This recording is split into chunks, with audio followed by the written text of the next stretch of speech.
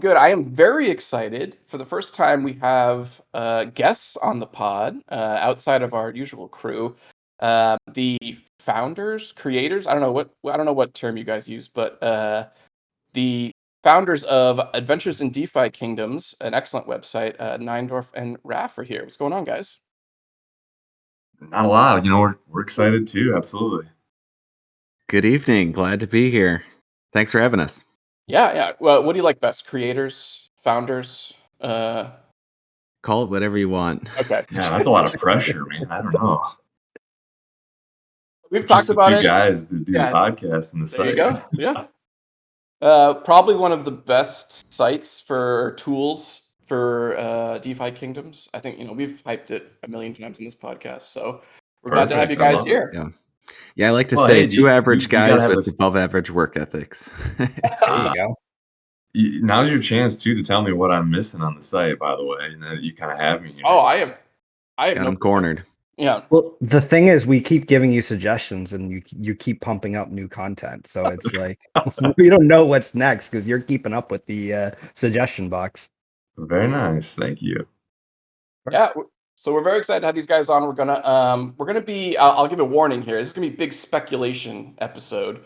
We're gonna be kind of talking about what we think the PvP might be. Some of the different aspects of the game, stuff like that. Again, we don't know anything, so this is really just us kind of trying our best to Wildly speculating, as one would say.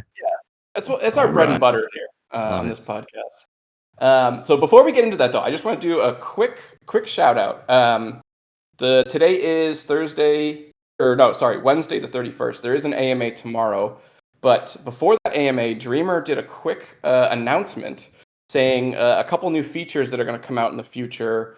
Some of the lock jewel stuff and also dark summons. Did you guys see this announcement he made? And also, what are your thoughts on this?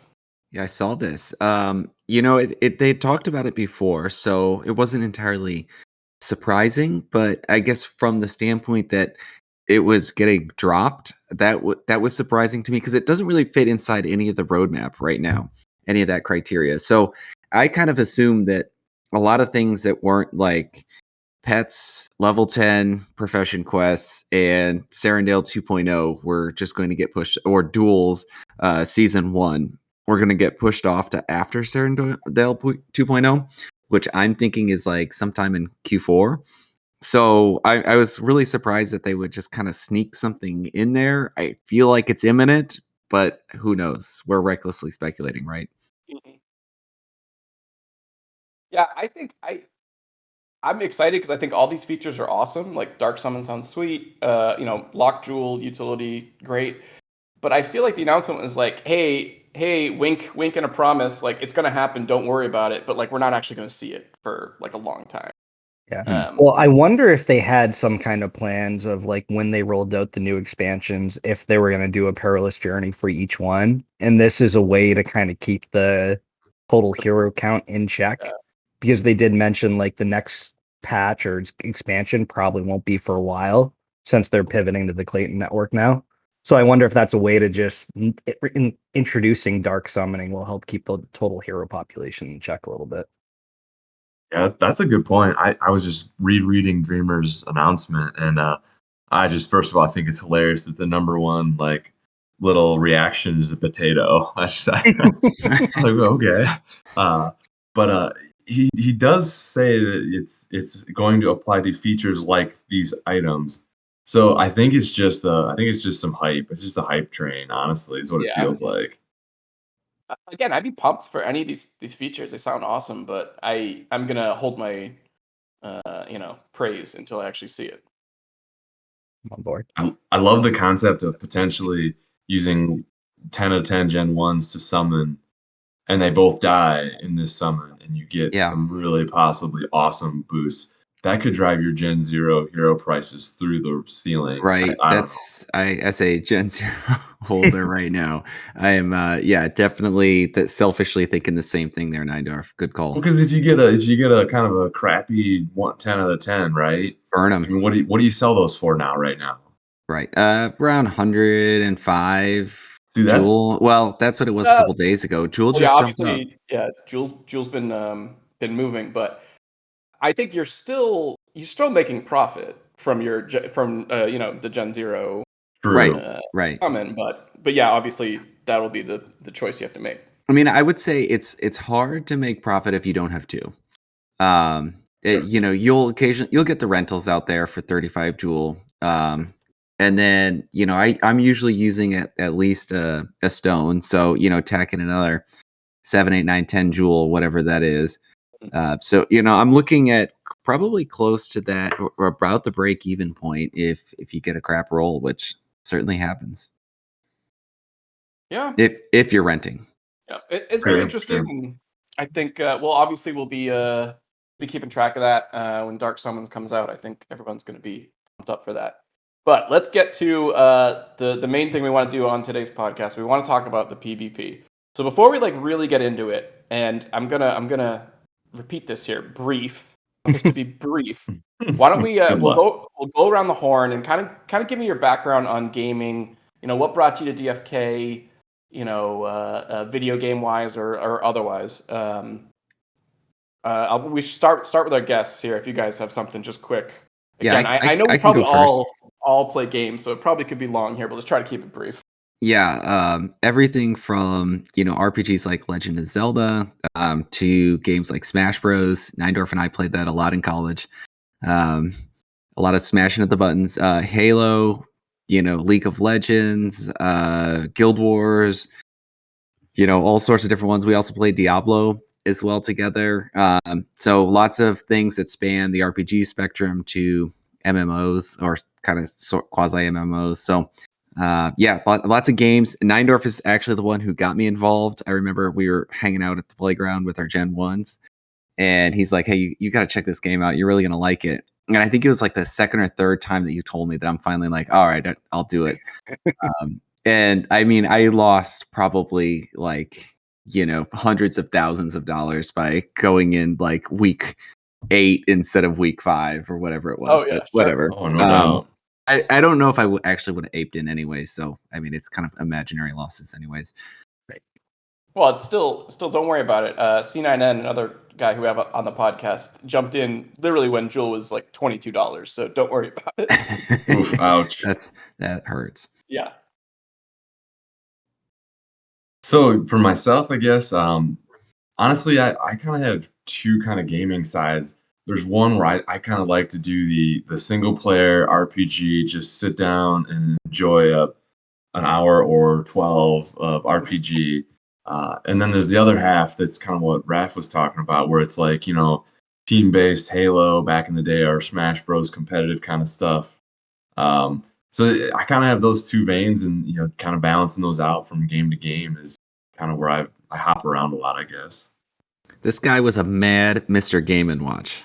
Oh, Mr. Game & Watch was my favorite. Him and Luigi. Luigi was pretty solid too. I was always a Star Fox guy. I love that reverse shield or whatever that just bounces stuff back. The little hop and laser blast used to drive me bonkers. Guy, what about you? For me, I've always been like a big kind of grand strategy guy. So anytime I get a chance to kind of control a chessboard, if you will, I'm sucked into those types of games. So like Total War is a big one. Oh yeah. Rise of Kingdoms is an interesting mobile one that I think has a lot of similarities to where DFK could go from a world building and like an MMO type real-time strategy game would be interesting. Dynasty Warriors, not sure if you guys have played that, but it has an Empire's version of like, I loved the Empire's version where I could just go kill 1,000 people myself, but also have the other commanders that I could kind of control the board onto. My number one game I probably sunk the most amount of hours into though is definitely World of Warcraft. Right, I was big during the Lich King and the Cataclysm days. The point where I was running a PvP guild that we're doing a lot of world PvP. So it's like same kind of thing of like MMOs are tough because it's like you get to a point where if the MMO is such a big game, you almost lose the community aspect of it too. It's so big that it's just you can kind of get lost in the general chat or whatever. But like Mhm. anytime you can create kind of a subgroup within those games is a lot of fun. Well, I think that's an interesting point, especially with DFK, and we've talked about this in the podcast. Like the leaderboard, I mean, because the game is so massive. Like, or this, I know this game isn't that massive, but like I was never going to be part of that. I mean, I had 20 heroes at max. Like, I was never going to be on that leaderboard, and I think that happens sometimes when you get, just such a huge amount of people doing the same thing. Right. I Yeah. really hope they build on the community aspects of this game. Another one that I played a lot of was Clash of Clans. Yep. And I wasted so many hours at night, like on Discord with people, planning out attacks, actually drawing out. And I mean, we're talking a mobile game too. Right. And I knew quite a few people that would dump, a lot of real life money into a Yes. free to play game as Yeah. well. I think they can build on the guild aspect here. And, if they start getting like guild wars going on, like where you can have guilds fight other guilds, I think that's going to be incredible. Yeah. If they can build that into like, the world map of like having a subset of lands that are like PvP territory, that you're literally competing on some type of schedule for guilds battling for a land territory, that'd be really, really cool. Yeah, I have major FOMO when it comes to land, and I continuously watch the price and text Neindorf like every day, like, "Hey, have you seen the price hasn't changed? Maybe we should buy." Then today you're like, hey, you seen these pure Gen Zeros out there? I'm like, stop it. I go back and forth between everything. Yeah, I'm trying to get. So I got a pure warrior and a pure knight. And so I Nice. make a lot of Gen 1 pallies, which is great. And I Awesome. want someone to go buy. There's a pure archer and a pure thief on the market right now. And I'm like, go buy these two, and then we can trade every other pure Gen Don't 1, worry, it would only be pally like Dark Knight. What are you doing 40,000 to me, jewels, Raph? that's all. What Yeah. are they? Don't say that. It was like Guy is now 15,000 gonna- jewel and 23,000 crystal right now. So That's not bad. Guy has been Guy and Franz recently got Gen Zeros, and Yeah. they've been a little frustrated with their summons in the past few weeks, and so My Guy is legendary itching. archer and legendary knight spat out a common seer. Oh, lovely. that is just a 0.6% chance of a seer. kick in the pants. So yeah, that Don't was give Well, him, you don't got give that him any out of the way. ideas. It's all He's gonna uphill. be thinking Exactly. about it. Yeah, don't look at the percentages, right? Yeah. But yeah, it's well, it'll be interesting too because we're gonna get another Gen Zero reroll, right? So Yes. Probably. Yeah. Clayton. Yeah. I'm pretty sure they confirmed that in the notes during the Yeah. AMA. They'd have to make it all balance out, to be honest. Mm-hmm. Well, yeah, it was the same thing going back to that Metas video. If you guys watched that like way back, Yeah. like if Yeah, you the don't, gene if pool, you don't do the reroll, you're gonna screw up the like stats, for the whole game of all the classes. Let me round out this and then we can move on. So a little bit of my gaming background. I think I have to mention this. I know it's not a video game, but in high school I played, or I still do it today, Dungeons and Dragons, and that was kind of my first like role playing game that like really got me into it. And I think I didn't have that. I didn't get that whatever that thing is you get from the game until I started playing Oblivion probably. And then, from there, I think RPGs have definitely been like my favorite, all those one player games you're talking about. And I will shout this out because I want to talk about it later, but my favorite is the Mass Effect series. I played the shit out of the Mass Effect series, like, because I did like the replay of like, oh, let's do it with, these characters dying, and then I like replayed it over and over. So Mass Effect for me was definitely my favorite RPG there. Never played Mass Effect, but a lot of KOTOR. Yeah. Yeah.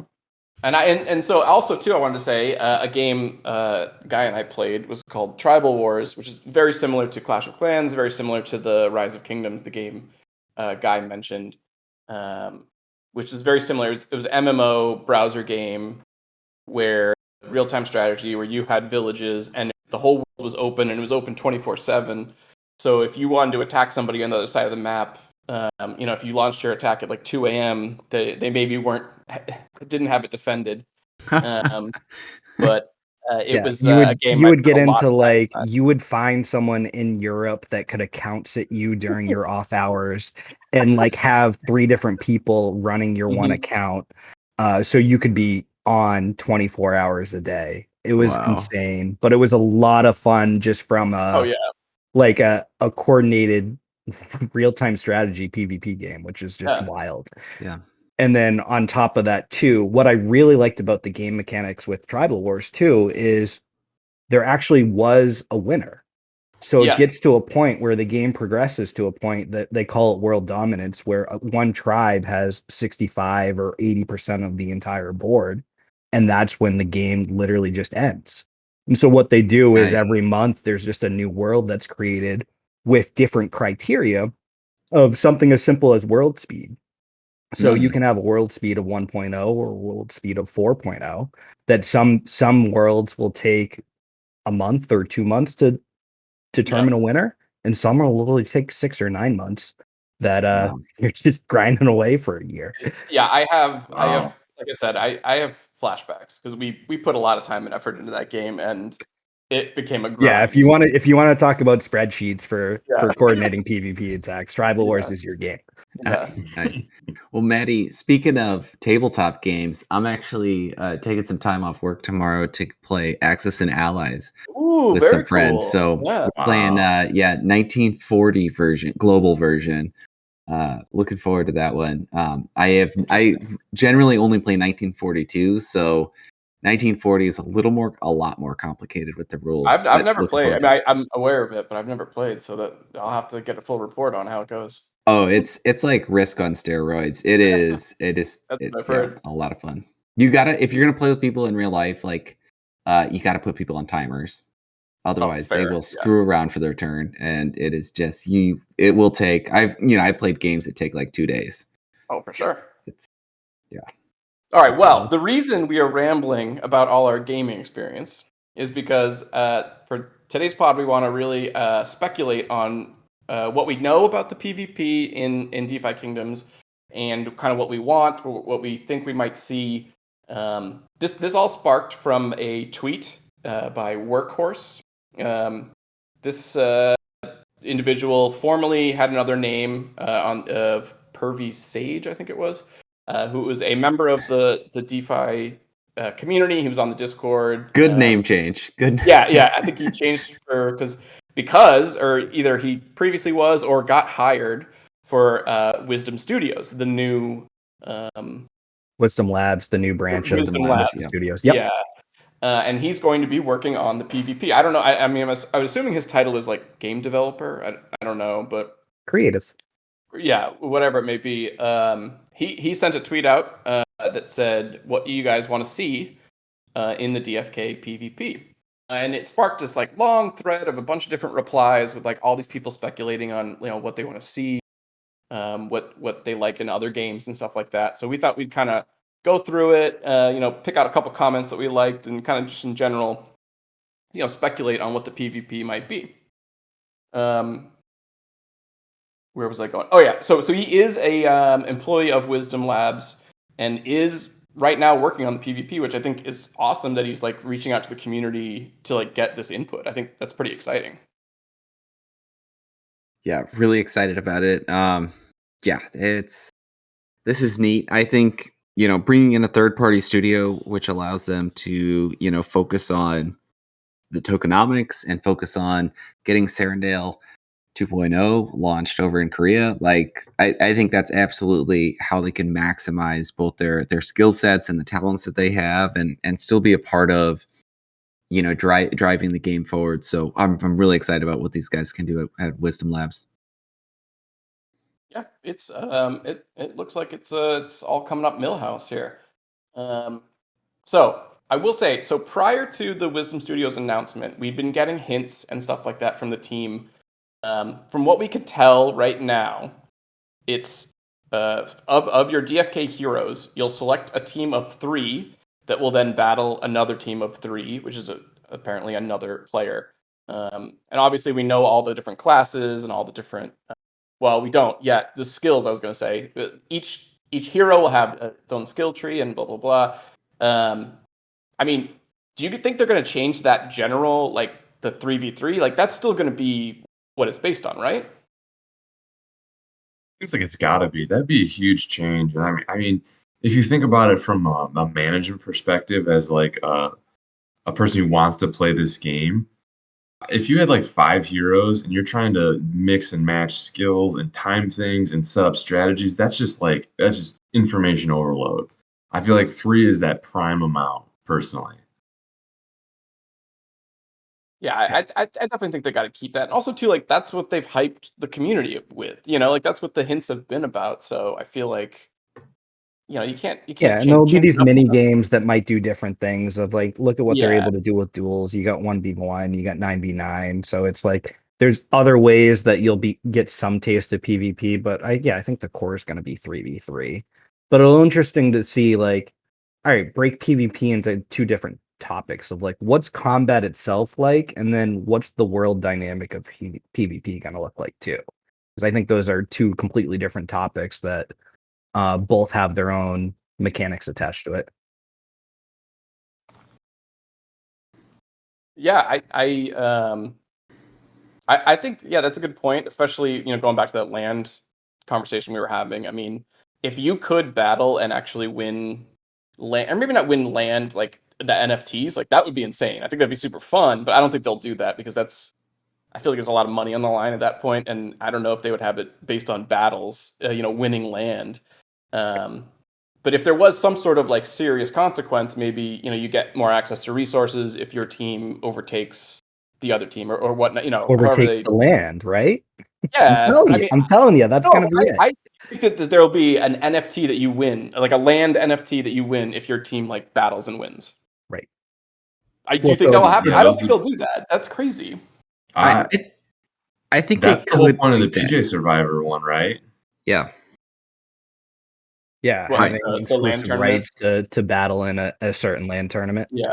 Right. Those stakes are really high. Yeah. I Yeah, mean, I because agree. what we're still looking at, they're like 30,000 US dollars still. Like, I mean, they're all No, very. it's down to a nice, reasonable like 10 or 12. Oh, my bad. Yeah. You know, Imagine playing a video game and you could potentially win that. That is But insane to me. so they've also mentioned that like land ownership could mean a couple different things. yeah. And so that could tie into it too. Of it could be Guy is the landowner, but it's controlled by Always XYZ interesting. Guild right Yeah. now. That XYZ Guild is getting some kind of resource bill boost or production boost or hero experience boost or whatever for controlling that land.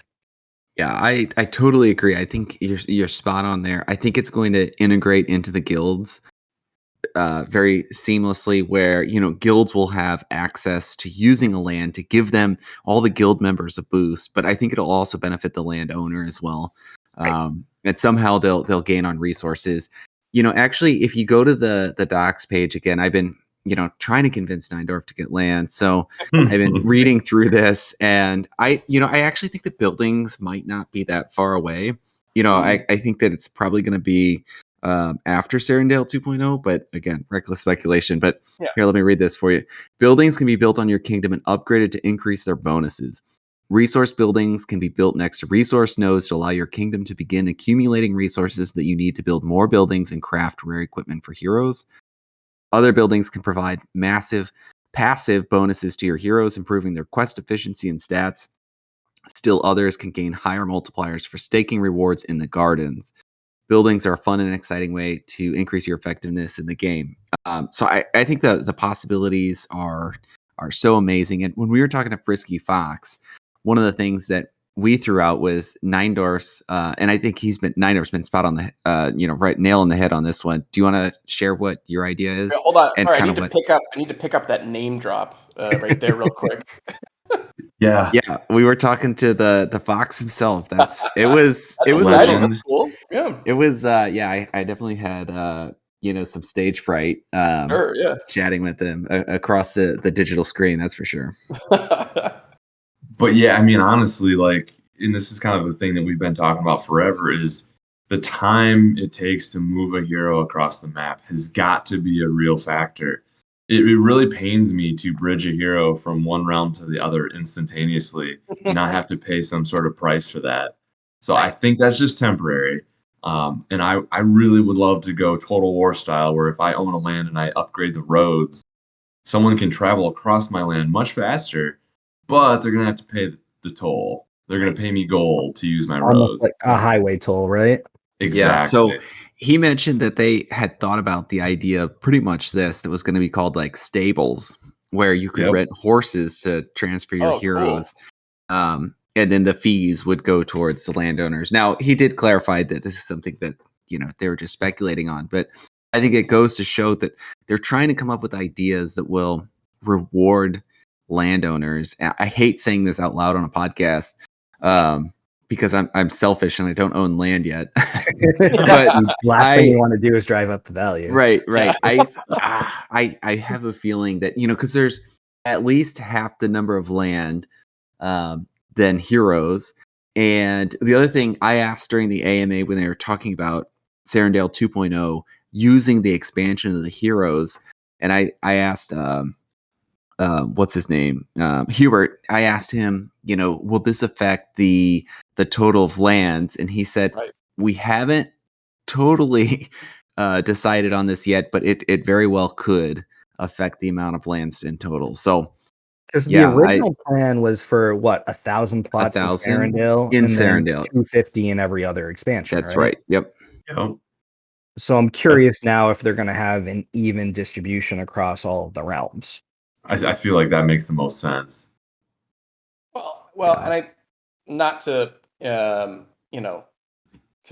slow down the speculation, but are we sure that that's still their plan? I mean, with the new network, with the problems with Harmony, is there a chance maybe they slow that down because they're nervous? I mean, we don't know for sure that the plan's going to work out that same way with the land.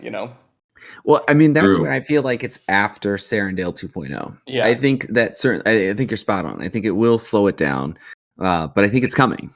And I mean, that we're talking like equipment, which is buildings and equipment are the next things on the roadmap. And if you look at the roadmap, then PvE and PvP is phase 6. And so, I mean, I think it's possible that they move up PvP to happen before buildings and equipment, but I also wonder, like, well, why haven't they changed their roadmap with the phases then? Right. And so if we're Yeah. hoping PvP is at the end of the year, maybe buildings come before that.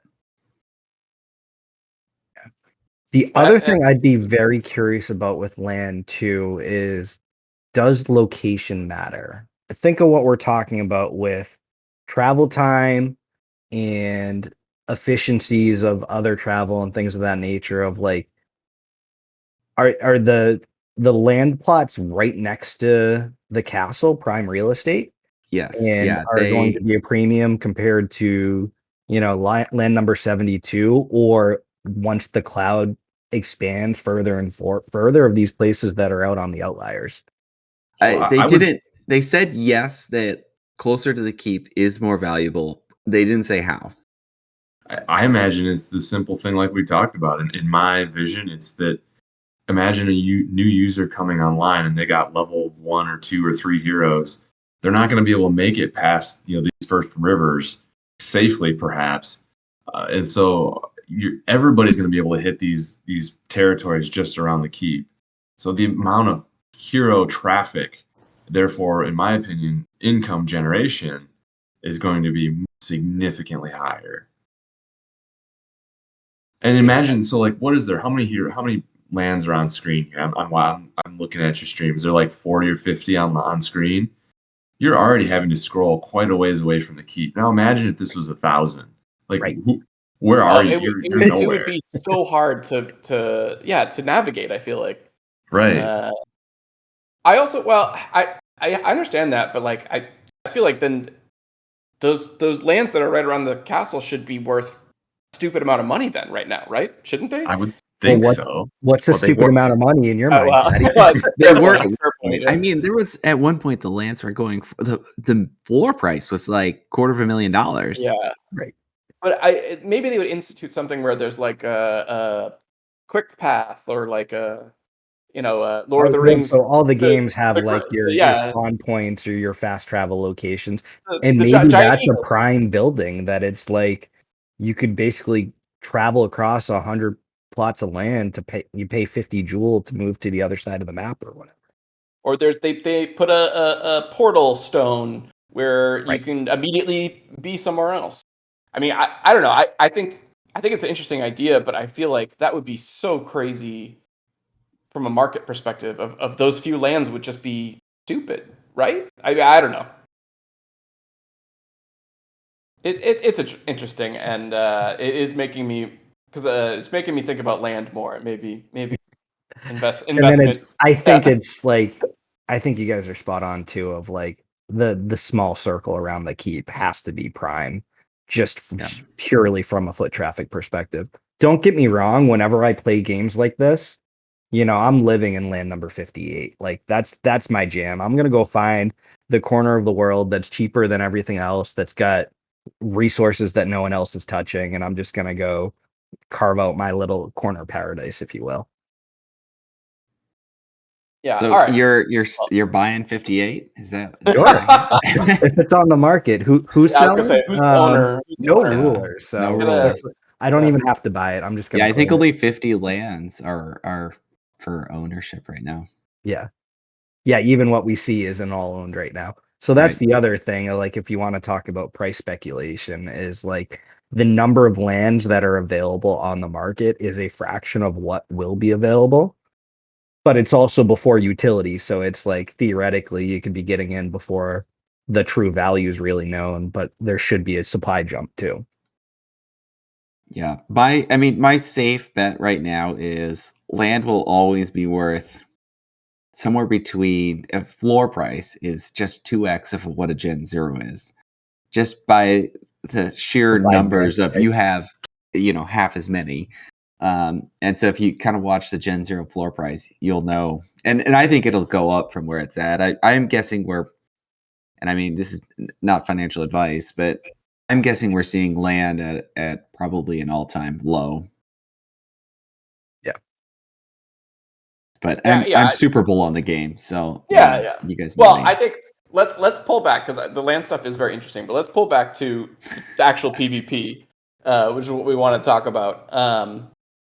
I think it's very interesting. I was thinking about this today, and we were talking about Mass Effect earlier. But as it stands right now, we think it's a three heroes that you will match up against another three heroes. But what game has you selecting from a stable of heroes that you've collected, selecting three of them, and then sending them out to battle? I mean, that's Mass Effect. That's a very similar. You can build the heroes as you want, with the skill trees and whatnot, and then you select them for battle. I mean, I'm thinking about this. I mean, do you guys consider this PvP and RPG? That kind of connection with Mass Effect. Obviously, there's a lot of differences between those games, but like that's just a pure RPG. Is that what DFK is going to be? I wish we knew that. I think that's This is the speculation. This is what we do. yeah, that's a great question. I think the only nugget we have a couple of nuggets of truth that have come out. One, originally they said that they were basing the skill tree system on something similar to Final Fantasy 12, which is a time-based RPG with 3 people in it. And so time-based RPG to me is every time meter your character automatically performs an attack, and it's based on a preset of skills in your skill tree that you select in priority order. And then those, each of the heroes that you have, will select their own skill per whatever you have predetermined. Now, I don't know if they're going to stay with that system.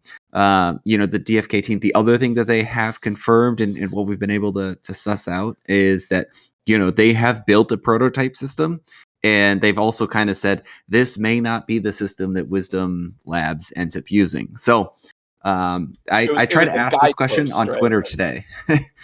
Oh, really? Yeah, I mean, so we were, Workhorse then threw out some more information saying he was working on the Paladin. I was like, oh, do tell. So I tried to ask a question around, well, we could give you some advice on what the Paladins could do if you told us a little more about how the actual gaming system worked. And so he just responded with soon and a cat meme, which is much appreciated. Yeah, I mean, it's very interesting, so we planned this podcast to talk about PvP, and then, like, literally, when did this Paladin tweet come out? Like, threw me off completely because I'm like, "Oh, now maybe we should talk Yeah, about a few Paladins the hours whole ago. time." Yeah. Yeah. It's very exciting, and it's awesome that he's reaching out to the community, for this, and I would say, Workhorse, listen to this podcast, obviously. Yeah, But love to have them on, or anyone from Wisdom Labs. I've been chatting with Katie Fellman from Wisdom Gaming, who's their PR manager. I'm trying to get Ian, who is their yeah, Ian Anderson, who's their chief innovation he's like officer. yeah. Trying to get him on for a podcast. They soft committed to it once Ooh, we're very closer exciting. to when PvP goes live. So they It's said they'll news, stay right? in We're dropping touch. news on our podcast, huh? Yeah, I'm really excited to That's have cool. them on at some point. So we'll see when this is. I'm not holding my breath, but Yeah. yeah, I think maybe we could do a joint podcast with them. I'm really excited about the whole Wisdom Gaming pair. I think these guys at Wisdom Gaming, like, they know how to run an event when it comes to esports, and if that's their goal to transform this game into esports, which I think would be awesome, I think they're on the right path. Well, that's going back to a comment of, like, if the land, I know I said let's not talk about land, but if the land is actually in play, talk about streaming excitement of, like, two people battling it out for like $10,000 of land. Like, that would definitely be esports. Like, everybody would tune into that. That'd be exciting. Yeah. And well, then it won't even be two people. It'll be, Or well, yeah, if it's the original land tournament. So we've got those land tournaments too, of like what they originally said were going to be the watered down PvP of the first round of land tournaments. But then you've got like the Guild Wars aspect, that could be interesting from an esports aspect, Oh yeah. or just like from a coverage perspective or whatever, if you will. yeah. There's where I think you were right. It won't be two people because it'll obviously be two bots. Well,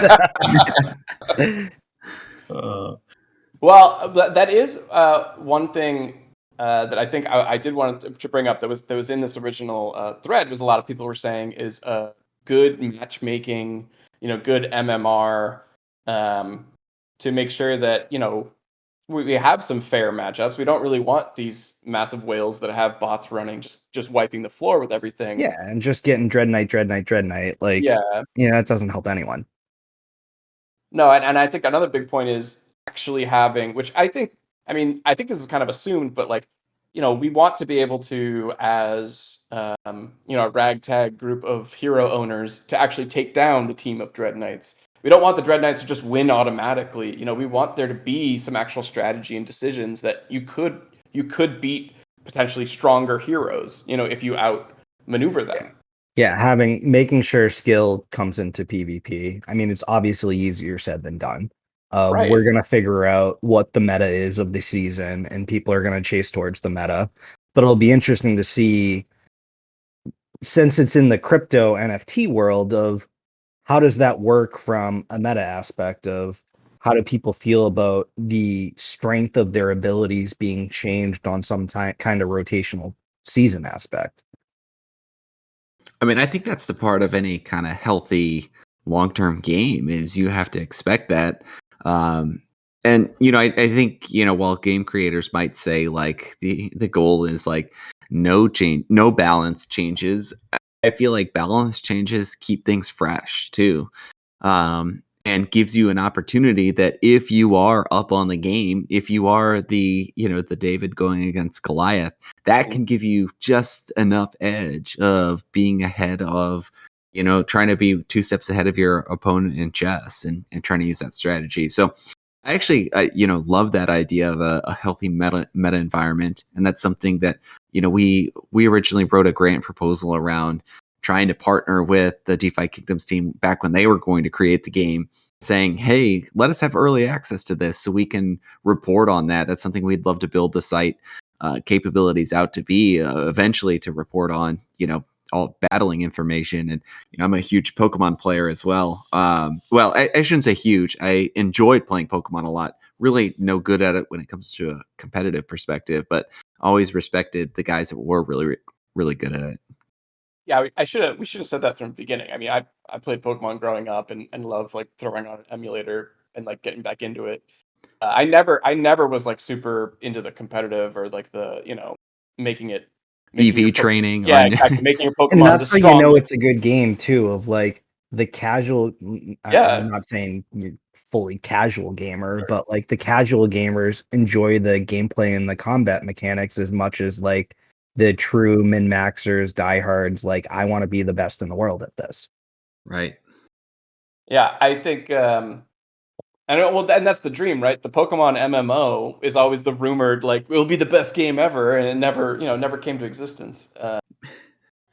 And could DFK be it? I don't know.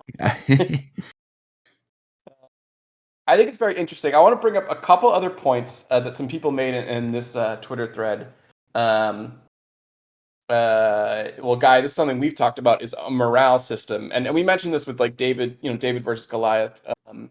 The game we were talking about earlier, Tribal Wars, had a morale system where, if your score or if your base power was super high and you attacked a player that was super low, the low player got advantages, got like bonuses to their attack, Right. or the high player got negative stuff. Yeah, I they think that would basically be just get it's built into the calculation of the combat of if you're David going up against Goliath, your hits are going to hit a little harder just to right. balance out the general gameplay. And I think there's ways DFK could do this is one like through like basically an MMR rating could tie into a morale rating if for whatever reason you get matched up in a lobby with someone who's like a top tier player and you're a newbie like Yeah, you basically have your heroes hit harder than their heroes do. That could be an issue as far as like multi-walleting and yeah, splitting yeah, wallets and things like that. So you could get around that. But then you could also just have some kind of system of like if your mythic Dread Knight goes up against a common monk, the common monk still has some type of a chance due to that what that morale multiplier might look like. yeah. I would like something like this in there, but also I would just feel terrible for that common monk because it's game over. I mean, they don't have a chance there. That would be very cool. I think I would like to see that too. Some other comments, which I think we've sort of talked about this, but like don't reinvent the wheel. Kind of just take from games that already exist. Hmm. I think this could be very cool. And that's what I was gonna. Sorry. That's what I was gonna bring up. How would you consider this? Would you consider this a deck builder game or more of just RPG? Because you're technically, you're building out your three. Um, how would you guys describe that? The genre I of think what that's DFK clever. calling it deck building? Yeah. I mean, look at duels, right? Yeah. Doesn't it look a lot like deck building already? I mean, that's kind of the one thing that we have to go on. I think it looks exactly like deck building. Well, and also that would be interesting from a perspective of who is the user, quote unquote, like your profile. Are you the heroes or are you controlling the heroes in this situation? And that's really just kind of Yeah. And if you're aesthetic. controlling the You know, heroes, how many groups of three can you exactly. control at That's the a great same time question. too? Yeah. Like if travel comes into play for like the general combat perspective, are you traveling with your group of three heroes or can you disperse them across the entire map? Hmm. Yeah, I think that'll be interesting. Yeah, I think if it went the direction of deck building, then I could see them. That would to me it would mean that you're allowed to bring so many like items, and then there's like some kind of randomized element to like when I think about a classic deck building game, you get like 60 cards, and you want to have a balance of like 20 mana, 20 heroes, 20 spells. And so, like then you would like be setting, and I think that might be departing from maybe some of the skill tree aspects of it, which maybe that's what happens. And the 20 items you could decide is like you're actually using your inventory of like, all right, I want to use a toughness potion, I want to use a swiftness potion, I want to use a health potion. I'm bringing these, and then those randomly, when you enter into the battle, your heroes, your spells, your skills, and your items will like generate in your hand, and then you could select. I mean, that's certainly like to me like a totally also completely viable method for the way that the battling system of the game could work. I think that'd be really interesting. I think that'd be cool too, because it would go back to the Final Fantasy kind of like presets that we were talking about. It could be like if my guy is at X amount of hit points, use item, healing Yeah. potion or whatever.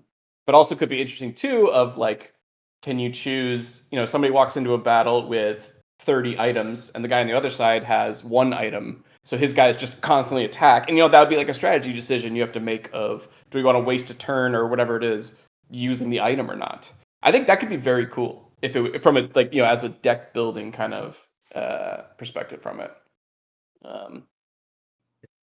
Yeah. Not necessarily tied to this, but something I wanted to talk about was skills versus abilities. Oh, yeah. What do you guys think those look like?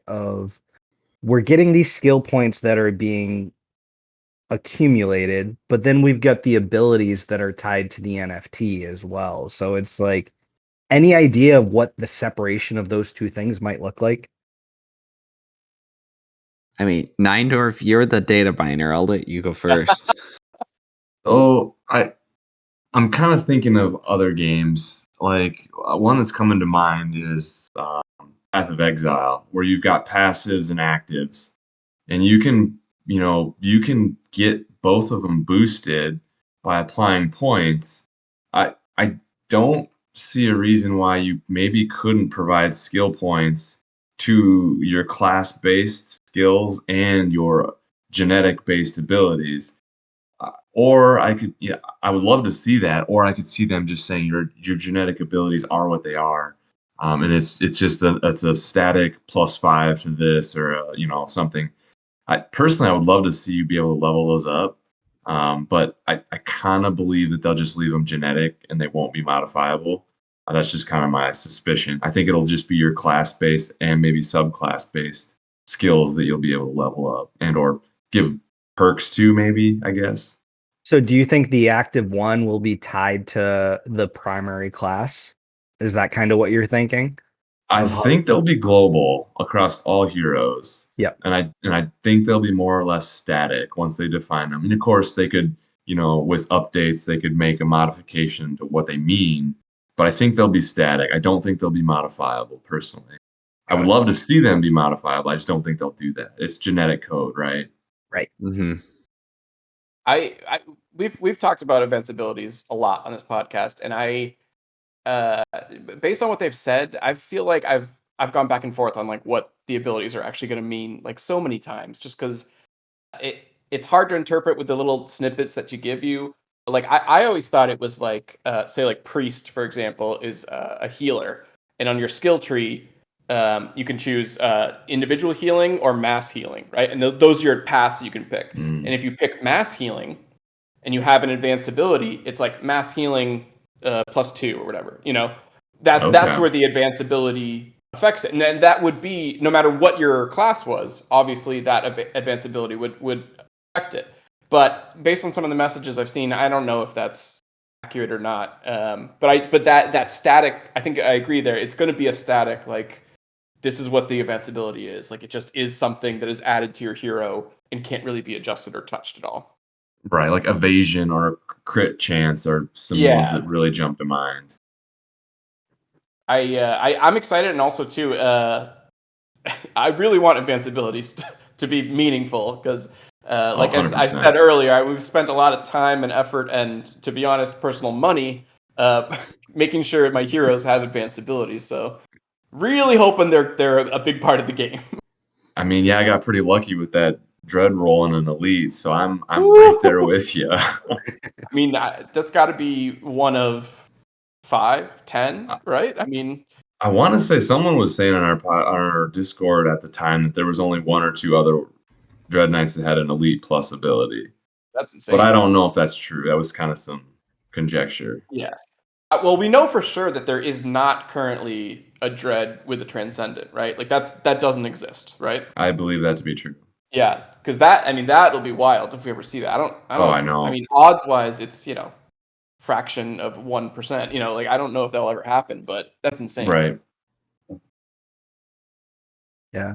Other thing I was thinking of too is, do you think we're gonna have multiple skill trees that can be concentrated in certain things? I'm like clicking through WoW skill trees as well as Rise of Kingdom skill trees.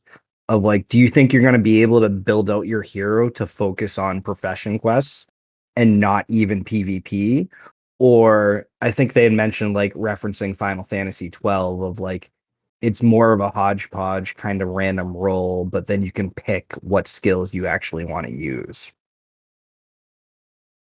I think that'd be interesting. I feel like it'll just be PvP for the skill trees, but That's interesting because then yeah. what do you do with stat points as a common quester hero, right? It almost feels like they're wasted. That's a good point. I feel like they could provide some value. Maybe it's uh it's a 2% chance to get shimmer skin or something, right? To increase add by 2% or something. You're not telling me there's not a subset of people that wouldn't click on a skill that would be a 0.1% increase in finding an egg? Oh, Sure, people would love that. Yeah. absolutely. Yeah. Yeah, I think it's I think it the mechanics used really well in Rise of Kingdoms, and to the point where even there's certain heroes or certain like classes that are gathering classes.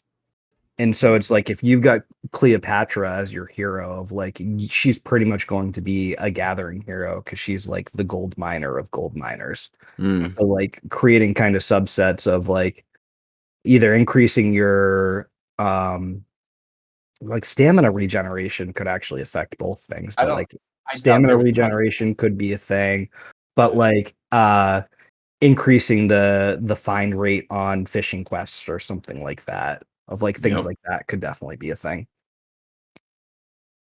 Yeah, that would Yeah, be I interesting. could totally see people playing the PvE aspect of it or wanting to spend their skill points in that way. Or maybe like an archer has like a pet affinity where they actually boost the pet who turns on and reboosts Cool. them. Like there's so many ways they could take this. That would be very cool. And also too, it reminds me of like thief is not that strong of a class, at least the leveling up wise. And it would make sense then if you wanted to focus your thief on fishing, like that would make sense because they're not the best, strength and dex. They don't have the best like fighting, quote unquote. Their skills need to be really baller or they're going to be Yeah, terrible. yeah. Well, or there's I'm something. all on Yeah. board with boosting thieves. So Yeah, I wonder let's why.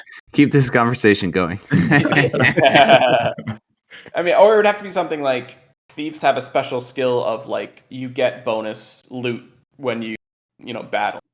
Yeah. Oh, sure. Which would be cool, but like again, we don't know exactly Steal your what they're lunch doing. money. Yeah, Steal exactly. a weapon. Yeah, steal a weapon from an opponent or something. Oh, that'd be cool. I mean, again, if they're all NFTs, I'd be pissed if I lost my NFT The sword of a thousand sword. truths. Yeah. I mean, I think you'll do something like, it probably won't be something permanent like that, but I could see Yeah. like disarm the disarm, equipment. Yeah. There you go. I mean, again, I say that just because I feel like I'm gonna lose every time and lose all my stuff. So, but who knows? Maybe it'll be good esport, fodder. All right, I think we covered the comments from that Twitter thread. Do you guys have any more like kind of last thoughts here on PvP? I'm good. All right, cool. So we're going to wrap up. I do want to give a quick shout out. We're going to be doing another DFK Fight Club tournament. If you listen to this podcast, we talk about DFK Fight Club all the time. It is very cool Discord-based game where you can battle your heroes against others. You want to talk about a skill-based combat, like that's Yes. it. You will see the common thief beat a Dread Knight every now and then, or the Yeah, common monk. there's a lot of cool stuff with it. I always pronounce it wrong. Tylus, the guy's name who made it, right? I just call him Brad Pitt. I find Oh, that to boy. be easier. I mean, he is that cool, but he created this game. We did a tournament a couple weeks back. I got smoked in the first round. In that tournament, we gave away. I think we gave away a hero and some. What do we have? Some stones Bag too. of balls. We gave away some crystals. Yeah. Yeah. But this one, are we doing the? We're gonna do another Gen 0 summon, so the prize will Yeah, be a Gen 1. that's awesome. So the Perfect. prize is going to be very nice, and it's a lot of fun. Regardless of the prize, it's a lot of fun. I highly recommend. We'll shoot out the date. It's going to be mid-September, but we'll tweet it out. But everyone, be Yeah, on the it's gonna lookout. be. I've got the date. It's gonna be the weekend of the 9th. Okay, Kind of yeah. looking back of how the last one went. I think we're gonna extend it out of rather than just be a one game around. We'll do a best of 3 setup. Cool. So due to that, we'll also elongate of calling like the tournament over the entire weekend, Oh, cool. and we'll Okay. try to do some kind of windows so that every segment, every round of the tournament is done by a certain time frame, but then the entire tournament will be done over 2 days. And then same kind of concept of bring 6 heroes to the table, which will make it a little more interesting if you are facing the same opponent 2 games in a row and you want to build like Mix a and match. different Yeah. hero mix into Side table or whatever. Side deck is that what it's called? Yeah. exactly. The old cat and mouse. Yeah. All right. So stay tuned. Check out our Twitter for that. We'll send out details. But otherwise, that's going to wrap up this episode. I want to give a huge shout out to Neindorf and Raph for coming on and chatting with us and doing some wild speculation, our bread and butter here at Bogside Chats. Thank you guys so much for coming on. This was a lot of fun. Yeah, thanks for having us. Oh, appreciate it. Yeah, we had a lot of fun tonight. All right. For Guy Kid, this has been Bogside Chats. We'll see you next time. All right. Thanks. Yeah. And you're not part of Bogside, just me. Oh, I didn't say my name. Me Have too. a good night. Maddie Tusk.